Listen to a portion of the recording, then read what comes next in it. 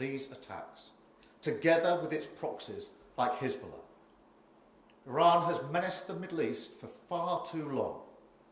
Chaos and destruction brought not just to Israel, but to the people they live amongst in Lebanon and beyond. Make no mistake, Britain stands full square against such violence. We support Israel's reasonable demand for the security of its people. I've spoken today to Prime Minister Netanyahu, the King of Jordan, President Macron, and Chancellor Scholz.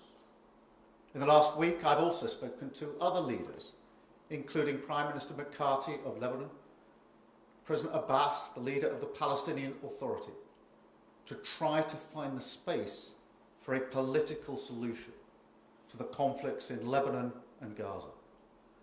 Because I am deeply concerned that the region is on the brink, and I'm deeply concerned about the risk of miscalculation. The situation in Lebanon is increasingly grave. I want to repeat my advice to British nationals who are still in Lebanon. You must leave now. You should register your presence with government officials on our website. We have a chartered flight, and we're doing everything we can to get people out. But the situation is extremely volatile. So if you have the means to leave, the time is now. Do not wait. I'll now take questions. Thank you, Prime Minister. First of all, is the UK prepared to use British military capabilities to help Israel defend itself against Iran, and has that already happened this evening?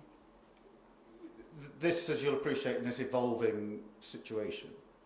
But what I will say is that we stand with Israel and her right to self-defence, and any relevant updates will be provided in due course. And on that phone call with Benjamin Netanyahu this evening, you and other world leaders have been calling for a ceasefire, for de-escalation in the region. It doesn't seem that those calls are being heard. Can you give us any more detail on what you said tonight to him?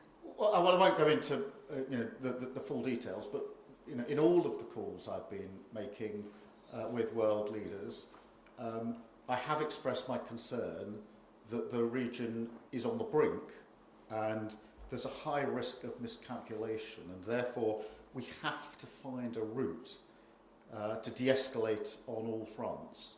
And in the end, the only solution here is a political solution. So my calls have been about the importance of creating the space and the conditions for that de-escalation and to find that political route forward. With Prime Minister Netanyahu, I also was able to make the case for a ceasefire in Gaza, and importantly to repeat that the hostages must be released unconditionally and immediately, because we must never lose sight of the hostages who've been held for such a long time now. Thank you. So what is your message to Israel now? Are you again calling for restraint? Because they would argue that didn't deter a second attack. Well, my message very clearly tonight is to condemn this attack by Iran, to recognise in clear terms Israel's right to security and to defend herself, and I say that in absolutely clear terms.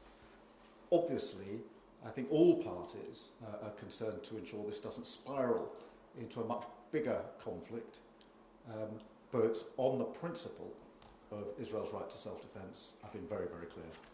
Thank you very much.